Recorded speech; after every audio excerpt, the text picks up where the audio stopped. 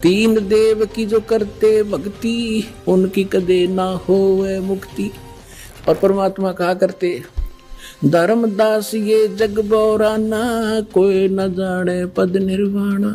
यही कारण मैं कथा पसारा जग से कोई ये एक राम नियारा। अब मैं तुमसे कहूँ चताई तेरे देवन की उत्पत्ति भाई। माँ अष्टंगी पिता निरंजन ये जमदारुण वंशन अंजन। तीन पुत्र अष्टंगी जाए ब्रह्मा विष्णु शिव नाम धराए। 600 वर्ष पहले भगवान उस सुख संवेद में ये अमृत ज्ञान बता गए थे, लेकिन उस समय इतना विरोध किया था इन नकली संतों मंडलेश्वरों ने।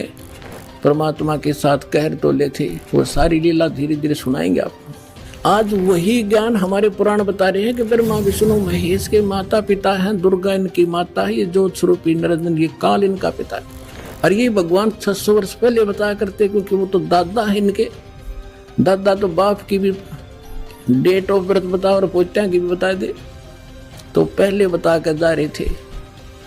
अरे नकलियान हमारे तक सारा अज्ञान भर रखा था। अब देखिएगा शिव पुराण। यह है संक्षिप्त शिव पुराण, गीता प्रेस गोरखपुर से प्रकाशित, जिसके संपादक हैं श्री हनुमान प्रसाद पोद्दार। इसके रुद्र संहिता के अध्याय 6 में अपने पुत्र श्री नारद जी के श्री शिव तथा श्री शिवा के विषय में पूछने पर श्री ब्रह्मा जी ने कहा, जिस पर ब्रह्म के विषय में ज्ञान और अज्ञान से पूर्ण उक्तियों द्वारा इस प्रकार विकल्प किए जाते हैं। उसने कुछ काल के बाद सृष्टि का समय आने पर द्वितीय की इच्छा प्रकट की। उसके भीतर एक से अनेक होने का संकल्प उदित हुआ। तब उस निराकार परमात्मा ने अपनी लीला शक्ति से अपने लिए मूर्ति आकार की कल्पना की।